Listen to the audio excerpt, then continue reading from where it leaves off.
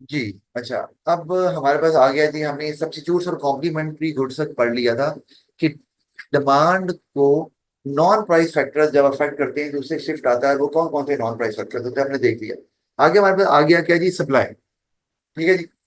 तो सप्लाई का आपको पता ही है कि एक प्रोड्यूसर जो है वो, जब उसकी विलिंगनेस और एबिलिटी पे डिपेंड करता है कि क्या वो एक सर्टेन टाइम पीरियड में एक सर्टेन प्राइस पे कितनी सप्लाई करने के लिए तैयार है और एबिलिटी भी रखता है, तो हम कहते हैं कि जी ये सप्लाई है। अच्छा, यानी कि एक सर्टेन प्राइस के ऊपर वो कितनी सप्लाई करने के लिए तैयार है। सप्लाई का जो है वो पॉजिटिवली स्लोप्ड होता है, वो लेवल में आपने पढ़ा हुआ है। तो प्राइस अगर बढ़ती है तो सप्लाई भी बढ़ती जाती है साथ साथ, ये हमें नजर आ रहा है। ठीक है ना। ये आपको पता है कि अगर प्राइस बढ़ेगी तो सप्लाई भी बढ़ेगी। आप यहाँ से मूव करके यहाँ पे जा रहे हैं तो सप्लाई बढ़ती जा रही है प्राइस के साथ साथ, और अगर प्राइस कम हो जाएगी तो उल्टा इफेक्ट होगा, आपकी जो सप्लाई है वो कम हो जाएगी। और इसका रीजन क्या है कि प्राइस बढ़ने से जो आपकी क्वांटिटी सप्लाइड है वो क्यों बढ़ती है, क्या रीजन है इसके पीछे। रीजन ये है कि प्राइस बढ़ने से प्रोड्यूसर को प्रॉफिट ज्यादा नजर आता है, तो वो इनकरेज होता है, ज्यादा बनाता है। प्राइस कम होने से उसको प्रॉफिट कम नजर आ रहा है, तो वो अपनी सप्लाई को कम भी कर सकता है। लेकिन इसको हम बोलते हैं मूवमेंट अलोंग द कर्व है। आप अगर राइट पे जा रहे हैं इधर को, तो ये movement along the curve to the right है, और इसको बोला जाता है एक्सटेंशन इन सप्लाई। और अगर आप इधर को मूव कर रहे हैं तो इसको बोलेंगे कॉन्ट्रैक्शन इन सप्लाई, यानी कि सप्लाई कम हो रही है। वो नीचे मैंने यहाँ पर एक्सप्लेन भी किया हुआ है। जी। ऐसा हो सकता है कि प्राइस कम हो रही है लेकिन सप्लायर अपनी सप्लाई नहीं कम कर रहा था, तो चलता है अभी। अगर प्राइस कम हो रही है, अगर प्राइस कम हो रही है ना, तो सप्लायर जो है वो कब तक सप्लाई करता रहेगा। क्योंकि उसकी प्रॉब्लम ये है कि अगर प्राइस कम हो रही है तो वो जो रॉ मटेरियल खरीद रहा है वो महंगा मिल रहा है, और उसके बाद जो चीज बना रहा है तो वो महंगी बन रही है क्योंकि रॉ मटेरियल महंगा है। क्योंकि उसने रॉ मटेरियल फर्स्ट किया, पहले लिया हुआ था। रॉ मटेरियल तो आप पहले लेके रख लेते हैं ना, रॉ मटेरियल लिया हुआ है, और जब प्रोडक्शन करने की बारी आई उस वक्त प्राइस कम हो गई, तो अब वो बनाएगा तो उसको तो प्रॉफिट होगा ही नहीं, ये प्रॉफिट कम होना शुरू हो जाएगा और एक मौके पे आके मिलेगा ही नहीं। तो ऐसा मुमकिन नहीं है। हाँ, एक दफा अगर प्राइस कम हुई है तो आप ये कोशिश करेंगे कि भाई चलें, जो प्रोडक्शन अभी कर रहे हैं वो तो हम कर लें, लेकिन मजीद फिर आप सोचेंगे पहले कि क्या करना है आपने। अगर कॉन्टिन्यूसली प्राइस कम होती जा रही है, लेकिन प्राइस कम होने, अगर प्राइस कम हो रही है तो आपके कंट्रोल में नहीं है। अगर आपका ब्रांड है फिर तो प्रॉब्लम नहीं है, आप जो बड़ी प्राइस रख लें। लेकिन अगर आप प्राइस रख रहे हैं जो मार्केट में सेट है और आप अपनी मर्जी से प्राइस नहीं बढ़ा सकते क्योंकि आप कंपटीशन में हैं, प्राइस बढ़ाएंगे तो कोई नहीं लेगा, लेकिन आपकी कॉस्ट ज्यादा है, तो फिर आप फंस जाएंगे। या तो प्राइस के साथ साथ कॉस्ट भी कम हो रही है, फिर तो समझ आती है। लेकिन कॉस्ट कम होना और चीज है, मतलब आप अपनी एक्सपेंसेस को कैसे कंट्रोल कर रहे हैं, कॉस्ट को कैसे कंट्रोल कर रहे हैं, तो फिर इसके बाद आती है। लेकिन ऐसा जो है ना वो हो नहीं सकता कि प्राइस कम हो और प्रोड्यूसर फिर भी उसको सप्लाई करता है, अपनी कॉस्ट को देखना होता है। अच्छा, तो एक्सटेंशन कॉन्ट्रैक्शन हमने चूंकि मैंने बता दिया आपको कि ये इस तरह से हमें नजर भी आ रही है डायग्राम आगे कि अगर right word movement along the curve हो रही है तो एक्सटेंशन है, और अगर लेफ्ट वर्ड मूवमेंट हो रही है तो कॉन्ट्रैक्शन है। एक्सटेंशन मतलब प्राइस बढ़ रही है तो सप्लाई बढ़ रही है, और कॉन्ट्रैक्शन मतलब प्राइस कम हो रही है तो सप्लाई कम हो रही है। फिर आ गया इंक्रीज और डिक्रीज इन सप्लाई, ये किस वजह से होता है, नॉन प्राइस फैक्टर्स। प्राइस के अलावा जो फैक्टर्स होते हैं वो जब सप्लाई को बढ़ाते हैं तो एक्सटेंशन नहीं होती, उसे बोलते हैं इंक्रीज इन सप्लाई, और उससे सप्लाई राइट साइड पे शिफ्ट होती है। जैसे यहाँ पर ये आप S1 से S2 पे जा रहे हैं, तो ये अब आप देख रहे हो प्राइस वही है, प्राइस भी वही है, लेकिन जो क्वांटिटी सप्लाई थी वो पहले Q1 पे थी, अब वो Q2 पे चली गई, तो सप्लाई बढ़ गई, प्राइस नहीं बढ़ी। ये कोई भी वजह हो सकती है, जैसे क्या वजह हो सकती है, कॉस्ट कम हो गई। भाई अगर आपकी प्राइस जो है वो 10 है और आपकी जो कॉस्ट है वो 5 है, तो आपको लेट से अभी 5 रुपए का प्रॉफिट हो रहा है, लेकिन आपकी प्राइस तो वही रही, लेकिन आपकी कॉस्ट कम हो गई, 2 रुपए हो गई, तो आपका प्रॉफिट तो 8 हो गया। तो ऑफ कोर्स फिर आप इनकरेज होंगे, आप ज्यादा प्रोड्यूस करेंगे। प्राइस में चेंज नहीं आ रहा तो आपका राइट वर्ड शिफ्ट होगा इंक्रीज इन सप्लाई। और अगर यही कॉस्ट कम हो जाए तो फिर आप लेफ्ट पे शिफ्ट कर देंगे, और उसी प्राइस पे आप Q1 से Q3 पे आ जाए, और ये इधर को फिर सप्लाई चली जाएगी। ये है इंक्रीज और डिक्रीज सप्लाई। लेकिन cost is not the only factor जो कि सप्लाई का को शिफ्ट करता है, और भी फैक्टर्स हैं, वो कौन कौन से जल्दी से देख लेते हैं। कॉस्ट ऑफ प्रोडक्शन समझ आती है तो हमने बात कर ली है। प्राइस ऑफ अदर गुड्स, ये क्या बात हो गई? क्या अदर गुड्स भी कौन सी आ गई जिनकी बात कर रहे हैं? कि हम ऐसे कह रहे हैं कि अगर हम ये कहते हैं कि दो फर्म्स हैं, ए और बी, और वो प्रोडक्ट बनाते हैं और वो एक जैसे हैं, ठीक है, ये दोनों एक दूसरे के कॉम्पिटिटर है, हम एज्यूम करते हैं, और ए जो है ना वो अपनी प्राइस को कम कर देता है, तो बी की सप्लाई को क्या होगा? सवाल ये, अच्छा ये, सॉरी, प्राइस कम नहीं कर देता, मैं एक, ए की प्राइस बढ़ना शुरू हो गई, जबकि जो ए प्रोडक्ट बना रहा है, जो बी प्रोडक्ट बना रहा है, उसकी प्राइस में कोई चेंज नहीं है, वो अनचेंज है। तो बी देखेगा यार प्राइस उधर कम हो गई है, उधर बढ़ गई प्राइस, तो बी को लगेगा यार इसका मतलब प्रॉफिट ए में ज्यादा है, तो वो क्या करेगा? वो बी, जो बिजनेस बी है, वो जो प्रोडक्ट बना रहा है, फर्ज किया, वो उसको बनाना छोड़ देगा।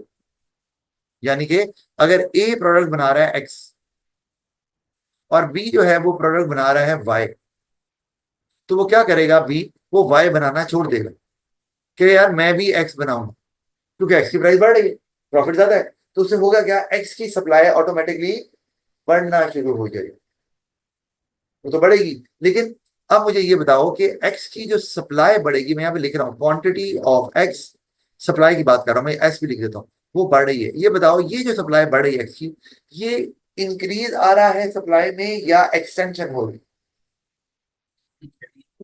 इंक्रीज, ये एक्सटेंशन हो रही है। वजह वजह ये है कि मैंने आपको अभी बताया है कि भाई एक्स की प्राइस बढ़ रही है, तो ये प्राइस बढ़ने से सप्लाई बढ़ी, ये तो एक्सटेंशन है, प्राइस फैक्टर है।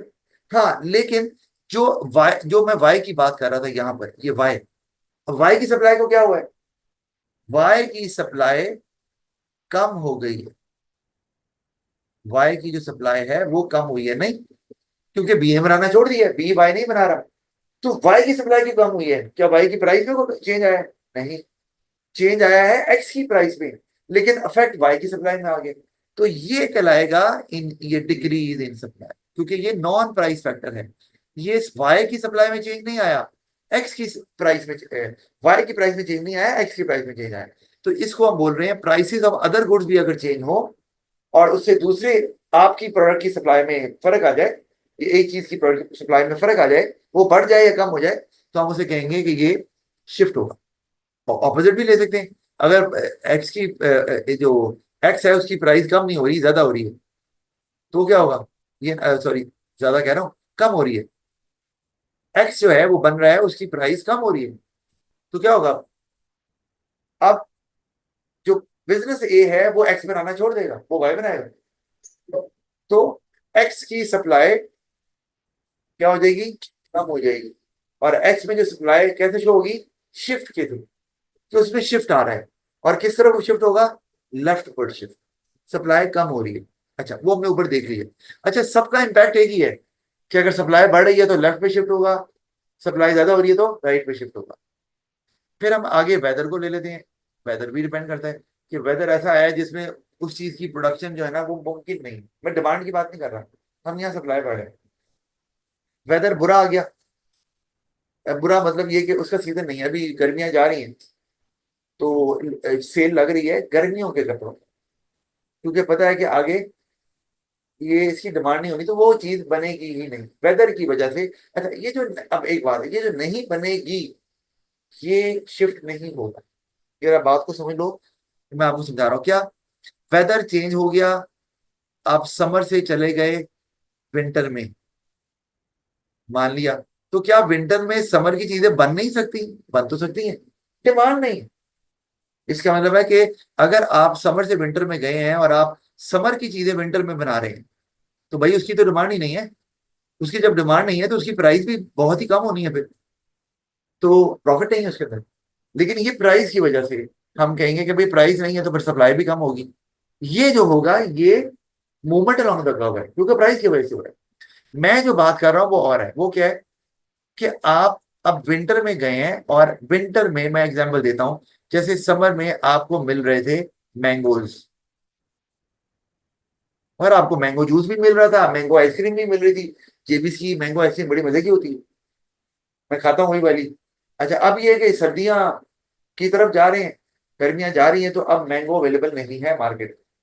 अब मैंगो अवेलेबल नहीं है तो मैंगो जूस कैसे बनेगा? वो फिर मैंगो जूस ही होगा, मैंगो का फ्लेवर डाल के आपको देते हैं, और क्या, जाहिर बात है।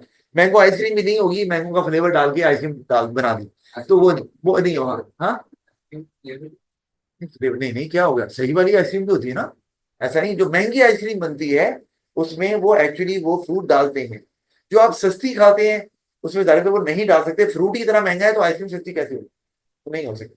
तो मैंगोज जब नहीं, अब क्या हुआ, विंटर सीजन सपोर्ट ही नहीं कर रहा मैंगोज को, तो अब मैंगो की प्रोडक्शन विंटर में आकर उसकी सप्लाई कम हो जाएगी। तो ये क्या है, ये सप्लाई में शिफ्ट आएगा, क्योंकि प्राइस की वजह से नहीं है, ये वेदर की वजह से। तो शिफ्ट आएगा तो किधर को जाएगी, लेफ्ट पे सप्लाई चली जाएगी।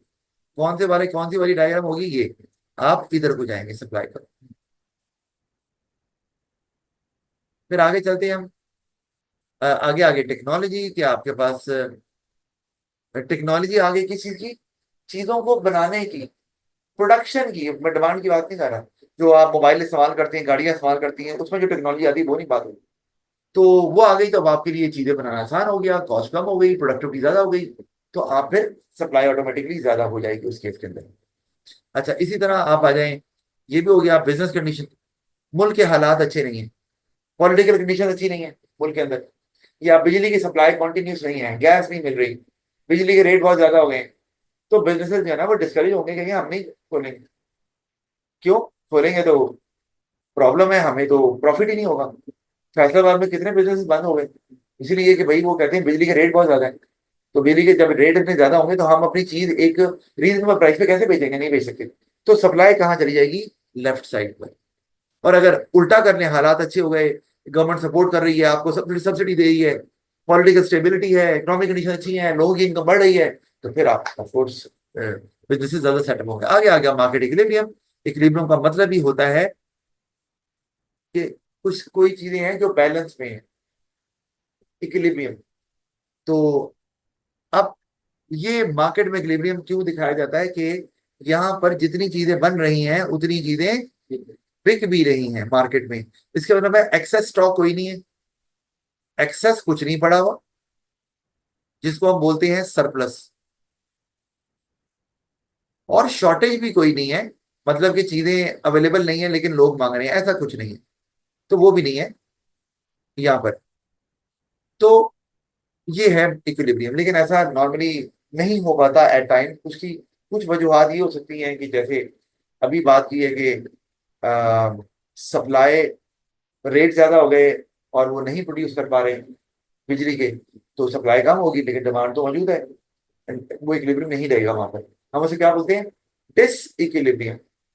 डिस इक्विलिब्रियम दो तरह का होता है, यहाँ पे लिखा भी हुआ है। एक एक्सेस एक्सेस वाला, ये जो मैंने सरप्लस लिखा हुआ है कि यहाँ पे लिखा हुआ एक्सेस सप्लाई, और जब शॉर्टेज होती है तो क्या होता है, एक्सेस डिमांड, यानी कि मार्केट में लोग ज्यादा हैं, चीजें उतनी अवेलेबल नहीं है। तो इन दोनों को हम क्या बोलते हैं, एक ही टर्म इस्तेमाल करते हैं इसके लिए, और वो क्या है, डिस इक्विलिब्रियम।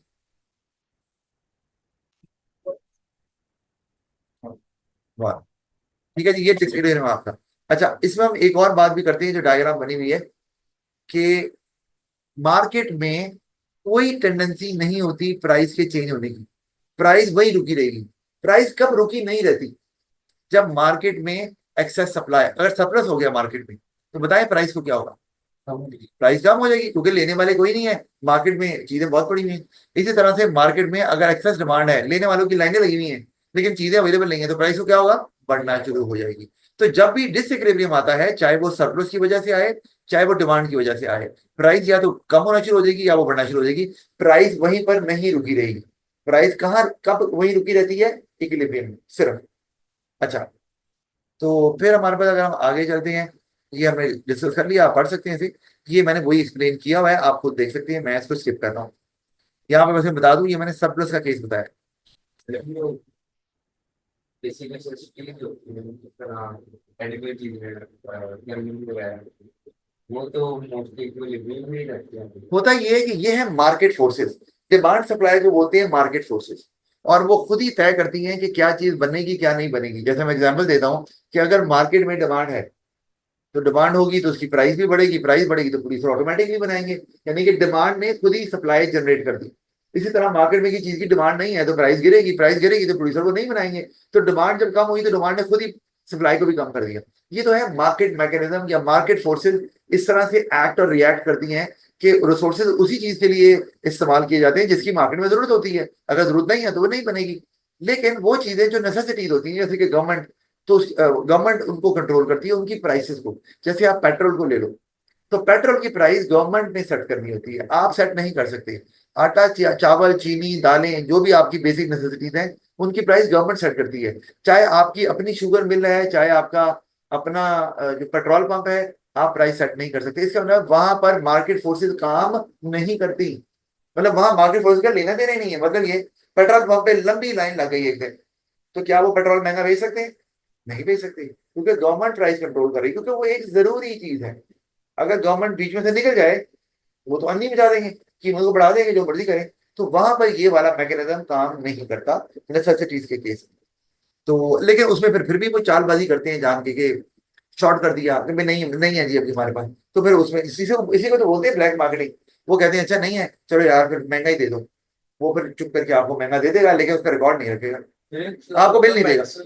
हाँ, मेडिसिन के केस में भी आप ये कह लो कि जरूरी चीजें यार बहुत ज्यादा महंगी नहीं होनी चाहिए। मैं आपको बताता हूँ, आप जितनी दुकान से चीजें लेने जाते हैं हमेशा डिस्काउंट मांगा करें उनसे, क्योंकि फार्मास्यूटिकल कंपनीज डिस्काउंट पे बेचती हैं अब रिटेलर्स को।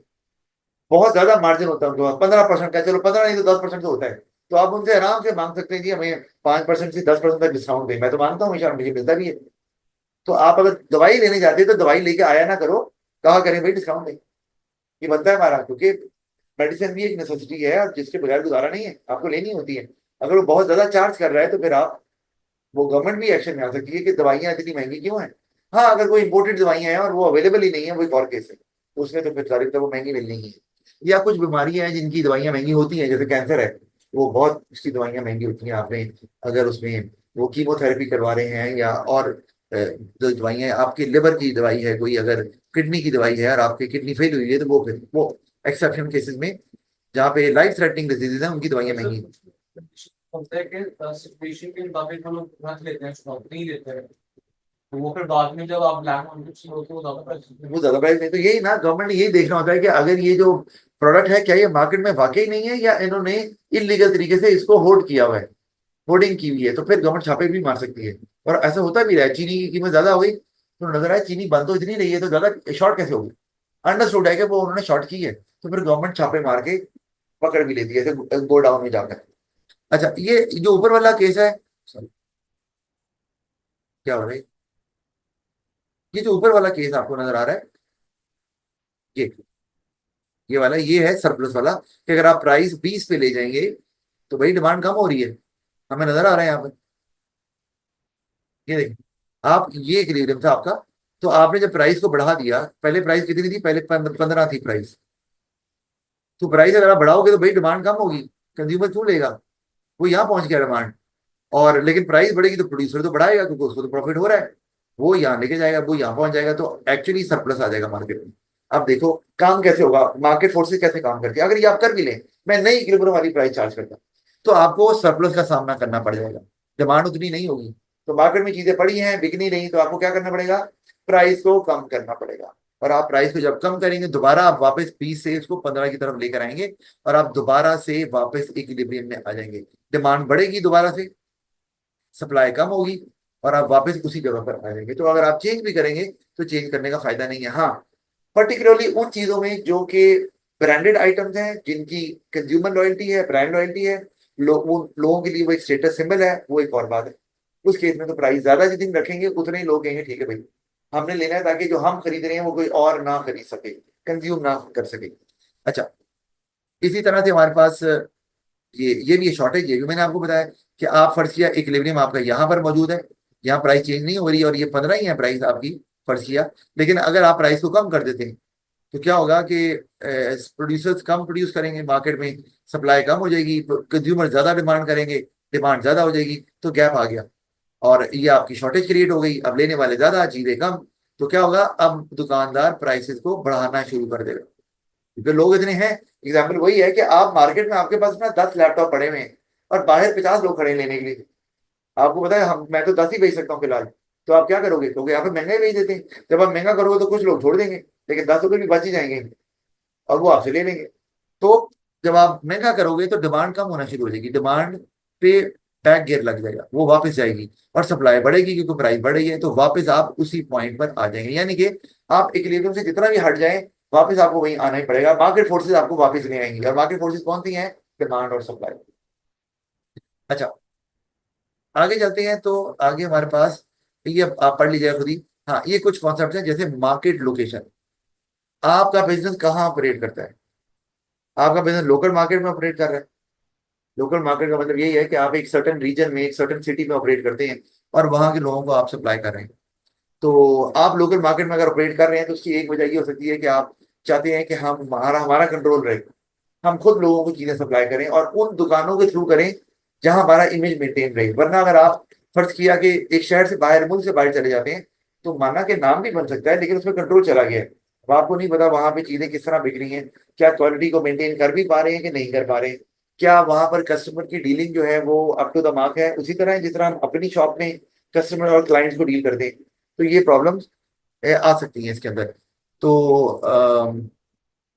तो हर कोई बिजनेस, और कई बिजनेस हैं जो कि लोकल मार्केट में ऑपरेट नहीं करते, वो फिर एक से दूसरे रीजन में ऑपरेट करते हैं या इंटरनेशनल मार्केट में चले जाते हैं, दूसरे कंट्रीज में भी चले जाते हैं। ये डिपेंड करता है कि कंट्रीज जो एक्सपेंड करना चाहते हैं वो तो जाएंगे इंटरनेशनल मार्केट में।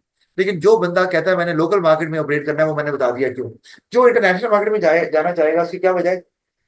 एक तो ये कि आप मार्केट शेयर बढ़ाना चाह रहे हैं, सेल बढ़ाना चाह रहे हैं, रिस्क को स्प्रेड करना चाह रहे हैं कि एक रीजन में सेल नहीं भी हो रही, चले दूसरे रीजन में बढ़ रही है तो वो कवर हो जाएगा ऑटोमेटिकली। तो ये भी हो सकता है। और डाउनफॉल तो आता जाता रहता है हर बिजनेस के अंदर, किसी भी रीजन में आ सकता है, तो आप स्टिल सरवाइव करते हैं उस मार्केट के अंदर। अच्छा, फिर आगे है कि, अच्छा, मार्केट लोकेशन है एक, तो वो आप देख सकते हैं और उसमें मैंने कुछ कुछ चीजें आपको बता दी हैं। बाकी आप खुद से पढ़ भी सकते हैं।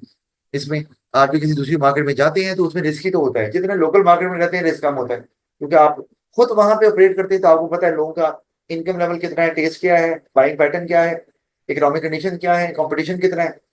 जब आप एक्सपैंड करते हैं दूसरे रीजन में, कंट्रीज में, तो फिर आपका कंट्रोल चला गया तो वही बात के एक कामयाब भी हो सकते हैं, लेकिन वहां के लोगों का फिर नॉर्मली क्या करते हैं एक्सपैंड करने के लिए?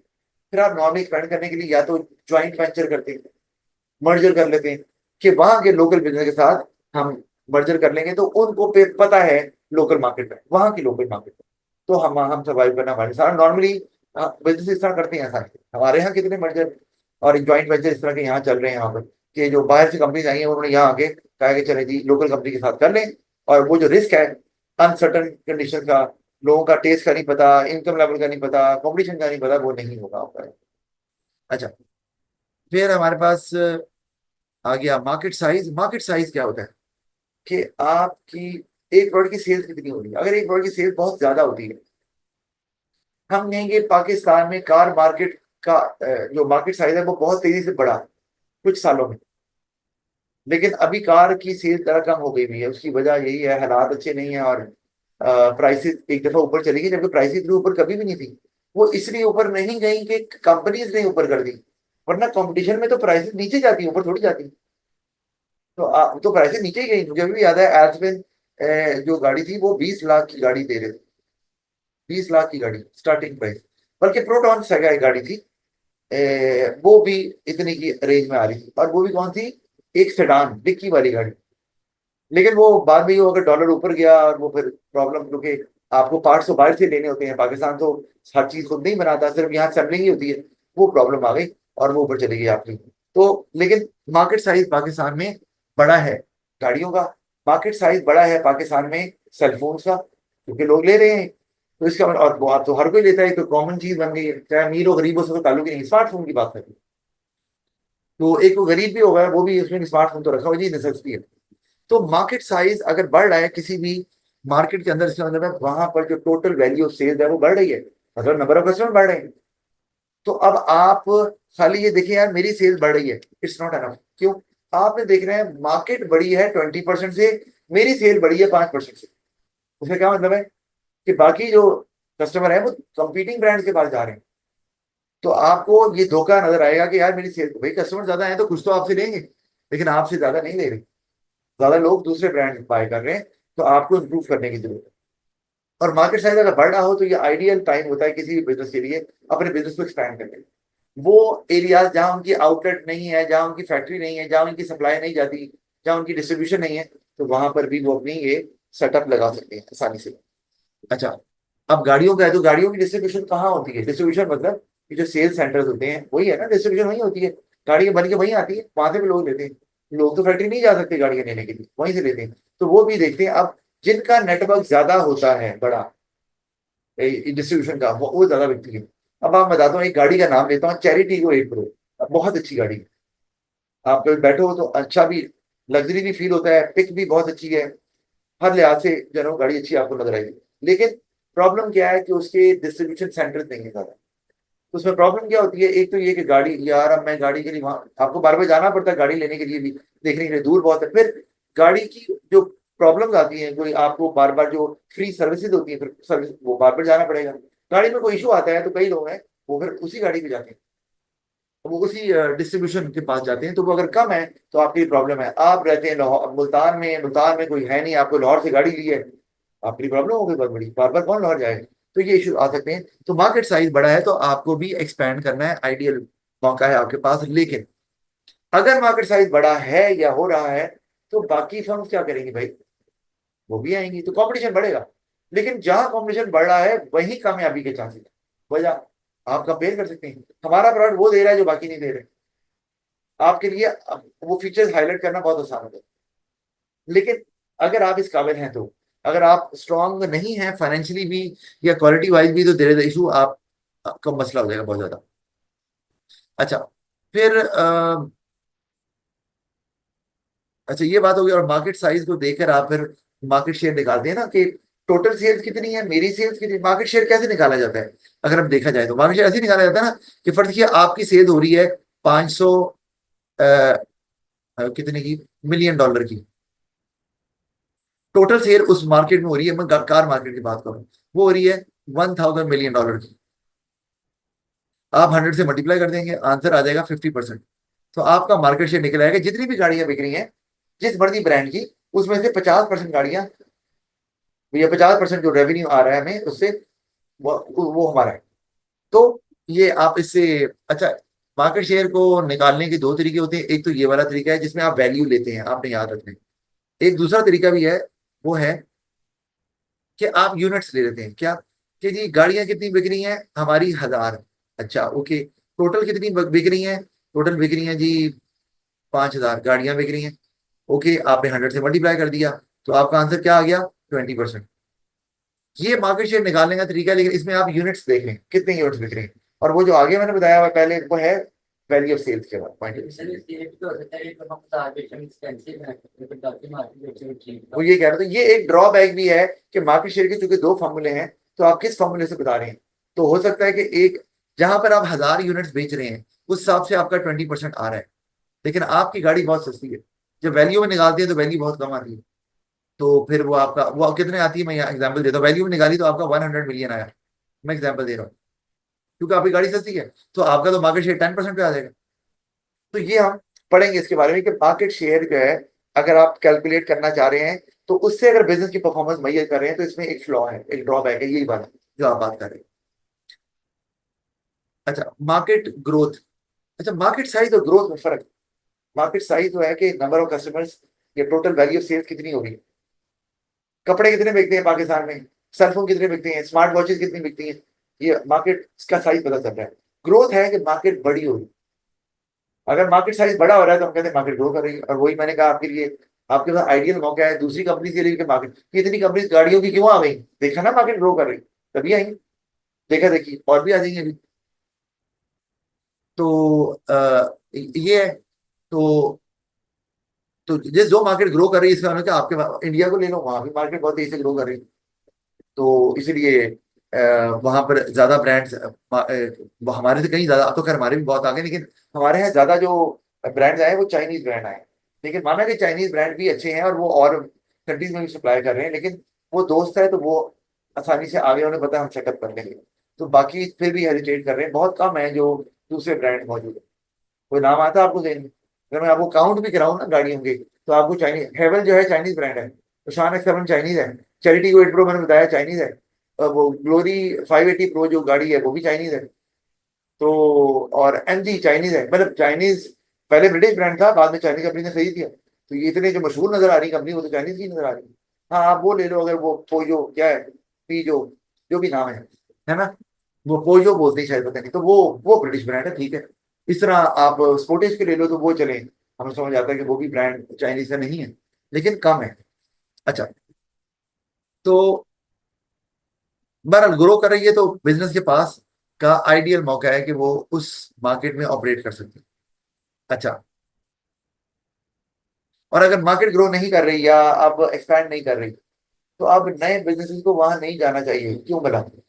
या एक्सपैंड नहीं करना चाहिए, क्योंकि अब आपको कस्टमर छीनने पड़ेंगे। मार्केट अगर स्लो हो गई, इसका मतलब कस्टमर जो पहले ले रहे हैं वो तो ले रहे हैं, नए आ नहीं रहे। इसका मतलब आपको कस्टमर छीनना पड़ेगा, तो छीनना इतना आसान है? नए कस्टमर को तो कन्विंस करना आसान है, लेकिन एक कस्टमर जो ऑलरेडी एक ब्रांड बाय कर रहा है, वो उसका लॉयल है, तो उसको फिर स्विच करना आसान नहीं है। टोयोटा होंडा सुजुकी से बहुत मुश्किल से लोग स्विच हुए, इतना इजी नहीं था, लेकिन बहरहाल वो किया कि मेहरबानी की वो आया, उसके बाद फिर लोगों ने कहा यार ठीक है, बाकी ब्रांड भी बुरे तो नहीं होते, लिए जा सकते, तो वो लोग ले रहे हैं। अच्छा, हाँ ये आगे मार्केट शेयर आ गया, ये हमने इसको हम जल्दी से, अब वही वाली बात जो मैंने बताई थी, मार्केट शेयर मैंने लिखा हुआ, it is a percentage of total market sales held by one business और ब्रांड। और फॉर्मूला मैंने लिख दिया है, sales of the business over total market sales into 100। ये फॉर्मूला दो तरीके से हो सकता है, मैंने बता दिया है। सेल्स वैल्यू में भी हो सकती है, टोटल मार्केट सेल्स भी वैल्यू में हो सकती है, और सेल्स यूनिट्स में भी हो सकता है, और टोटल वैल्यू जो सेल्स की है वो भी यूनिट्स में हो सकती है। दोनों तरीकों से आप मार्केट शेयर निकाल सकते हैं। तो अगर जनरल बात करें तो मार्केट शेयर अगर ज्यादा बढ़ रहा है तो इसका क्या मतलब है? बिजनेस अच्छा परफॉर्म कर रहा है, अच्छा कम्पीट कर रहा है, चलो एक्सपैंड भी कर रहा होगा, ज्यादा चीजें बिक रही हैं, मान लिया ये जनरल बात तो हम कर सकते हैं। लेकिन इसमें प्रॉब्लम है, इसके फायदे देखो पहले। एक तो बेटर रेपुटेशन, कि we are the largest selling brand, या हमारा इतना मार्केट शेयर है, तो एक इंप्रेशन बनता है यार यहाँ पे इसकी बहुत बिकती है चीज, तो फिर यही लेनी चाहिए। किसी रेस्टोरेंट के बाहर लंबी लाइन लगी हो तो आप वहीं जाना पसंद करते हैं। किसी रेस्टोरेंट में चले गए, बंदा ही कोई नहीं, पता नहीं यार अब बंदा ही कोई नहीं है तो क्या क्वालिटी देंगे, पता नहीं कौन सा खाना खिलाएंगे, कितना पुराना होगा, ये जाता है, चाहे खाना अच्छा ही क्यों ना हो। तो ये एक जनरल चीज हमें नजर आती है। तो एक तो रेपुटेशन और स्टेटस बेहतर होगा, और आपकी अगर प्राइस ज्यादा भी रखेंगे तभी वो बिकेगा। आप बुद्धू खान चले जाओ, बहुत महंगा खाना होता है वहां पे, लेकिन आप वहां अगर जाएंगे भी वीकेंड पे, वहां पे रश लगा होता है। जो अफोर्ड करने वाले कहते हैं भाई यहीं से खाना है, अच्छा तो है, हाइजेनिक भी है, खाना यहीं से। अच्छा, फिर अगर हम देखें तो आप पिज्जा वगैरह ले लें, तो वो महंगा खाना नहीं है। एक तो खाना भी वो अच्छा नहीं होता, मैं भी खाता ही हूँ, और वो सस्ता होता है। एक पिज्जा आपने खा लिया, आपके 2,000 2,500 3,000 लगे। कितने बंदों ने खाया? 2-3 बंदों ने खा लिया। यही आप बंदों खा चले 10-12 हज़ार लग जाए, 10,000 तो लगे ही नहीं गया, लगे। तो ये सस्ता खाना है सर। तो जाहिर लगता है कि यार ये हम अच्छे रेस्टोरेंट जा रहे हैं, पिज्जा तो रिच फूड वैसे भी नहीं है और है भी सस्ता। अच्छा, बेटर रेपुटेशन स्टेटस, इससे फायदा क्या होगा? कंज्यूमर बार बार आपसे बाय करना चाहेंगे, और अगर आपकी प्राइस ज्यादा भी है तब भी मैटर नहीं करता। Good workers would like to work there, क्योंकि अच्छे वर्कर्स हमेशा वही काम करना चाहते हैं जहां ब्रांड इमेज अच्छा है, ताकि उनका भी स्टेटस बने थी। हम यार मैं गूगल में काम करता हूँ, वाह यार आप गूगल में काम, अच्छी बात है, ब्रांड अच्छा बना हुआ इमेज, तो आप भी वहां काम करना पसंद करेंगे, क्योंकि वहां पर अगर वो बिजनेस ग्रो कर रहा है, इसके अलावा अपॉर्चुनिटी ज्यादा है वहां ऊपर जाने की, प्रमोट होने की, हायर लेवल ऑफ मैनेजमेंट तक जाने की। अच्छा, able to avail discount from suppliers, आपका मार्केट शेयर ज्यादा है तो आप डोमिनेंट पोजीशन में हैं, आप आराम से सप्लायर से निगोशिएट करेंगे, भाई इतने का देना है तो दें, नहीं देना तो फिर हम आपको नहीं देंगे। इसको पता है यार सारे तो लेते ही से, या मेजोरिटी ऑफ द पीपल इससे बाय करते हैं, तो वो फिर आपसे आपको उसको डिस्काउंट देना पड़ जाएगा। तो एक तो कॉस्ट आपकी कम होगी, फिर और आप बल्क बाय करेंगे तो आपको वैसे ही कहीं स्केल आ जाएगा, डिस्काउंट मिलेगा। फिर may not have to reduce price while selling their product, retailer को भी सस्ता नहीं बेचेंगे। रिटेलर कहेंगे नहीं आपने इतने का खरीदना, ना खरीदे, हम कहीं और खवा देते हैं। रिटेलर को पता है यार मेरी आधी सेल तो इसी ब्रांड की होती है, तो मुझे तो ये रखना ही है, जो मर्जी हो जाए। फिर कैन यूज इट, तो वहां भी आपका प्रॉफिट ज्यादा आपके हिस्से में आ गया। फिर आप मार्केटिंग टूल के तौर पे मैंने बता दिया कि लार्जेस्ट सेलिंग ब्रांड है, ये हमारा मार्केट शेयर जो है वो सबसे ज्यादा है। अच्छा, फिर एक ही हम लास्ट ये देख लें, लिमिटेशन अभी आप वाली बात, मार्केट शेयर को अगर हम एज अ यार्ड स्टिक इस्तेमाल करें, यार्ड स्टिक मतलब कि एक मैयर करने की डिवाइस के तौर पर इस्तेमाल करें किसी भी बिजनेस की परफॉर्मेंस को, तो क्या ये अच्छा तरीका है कि नहीं है, हम वो देखने लगे। और ये मैंने इसलिए ऐड किया है क्योंकि बुक में था नहीं और ये पासवर्ड में आया हुआ है। पहला, मार्केट शेयर आपका बढ़ रहा है लेकिन वो दूसरे फर्म की इनएफिशिएंसी की वजह से बढ़ रहा है। आप अच्छा परफॉर्म नहीं कर रहे, आप एक कमांडर बुरा परफॉर्म कर रहे हैं, तो लोग आपसे नहीं, तो आपके यार हम अच्छा परफॉर्म कर रहे हैं, ये आपको धोखा मिल रहा है। और उससे क्या होगा, उससे ये होगा कि आप डीले हो जाएंगे, यार हमारी तो चीज बिक रही है जबकि आप बना बुरा ही रहे हैं, लेकिन आप एक कमांडर आपसे ज्यादा बुरा बना रहे हैं। जैसे ही वो इंप्रूव करेंगे अपना प्रोडक्ट, आपकी सेल एकदम से गिरना शुरू हो जाएगी और आपको पता नहीं चलेगा यार गिरी क्यों, हम तो यार वही प्रोडक्ट बना रहे हैं, पहले सेल बढ़ रही थी अब गिर रही है, क्योंकि आपने आपने देखा ही नहीं कि आपका मार्केट शेयर बढ़ क्यों रहा है। तो एक तो ये आपको मिसलीड कर रहा है मार्केट शेयर देखकर, ये नहीं देखना आपने, मार्केट शेयर बढ़ने का रीजन पता होना चाहिए, खाली मार्केट शेयर बढ़ रहा है ये नहीं देखना। फिर मिसलीडिंग व्यू, अब वो क्या, कि एक फर्म है, जो कि मैं एग्जांपल देता हूं आपको, कि एक फर्म है वो एक मार्केट में ऑपरेट कर रही है, ठीक है, और वहां पे ना चार फर्म्स हैं टोटल, और एक फर्म आपकी है उनमें से। तो अब टोटल जो मार्केट में चीजें बिकती है ना, एग्जांपल देता हूँ, वो 100 हैं जो बिकती हैं। आप 25 यूनिट्स आप बनाते हैं और बेचते हैं, तो क्या आपका मार्केट शेयर 25% नहीं हो गया?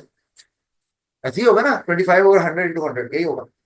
अच्छा, लेकिन अब मैं एक दूसरी एग्जांपल देता हूँ, कि एक और मार्केट है वहां पर 100 फॉर्म्स हैं, और वहां पर जो चीजें बनती हैं वो 1000 है, टोटल जो चीजें बिक रही हैं, बन रही हैं, बिक रही हैं। अब आपकी भी उनमें से एक फॉर्म है, और आप बनाते हैं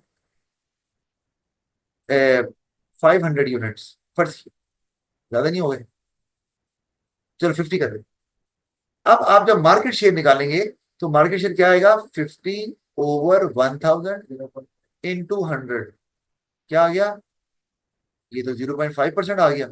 तो आपको लगेगा शायद ये बिजनेस छोटा है, जब वो छोटा नहीं है, वो तो भाई 50 चीजें बना रहा है। तो दूसरा बिजनेस जो है वो सिर्फ 25 चीजें बना रहा है, तो एक्सपेंशन तो बड़ा तो हुआ है, फायदा उसको है। तो यहाँ ये आपको जो परसेंटेज है, ये भी धोखा देगी, क्योंकि वहां कॉम्पिटिटर्स कम है, वहां कॉम्पिटिटर्स ज्यादा है, और वहाँ मार्केट, वो मार्केट बड़ी है, वो मार्केट छोटी है। तो ये भी आपको एक मिसलीडिंग व्यू देता है, जो कि इसलिए ये अच्छा मैयर इस केसेस में नहीं होगा। फायदे तो हमने देख लिए। अच्छा, आगे जो है वो हम चलें, इसको बाद में आगे कंटिन्यू करते हैं।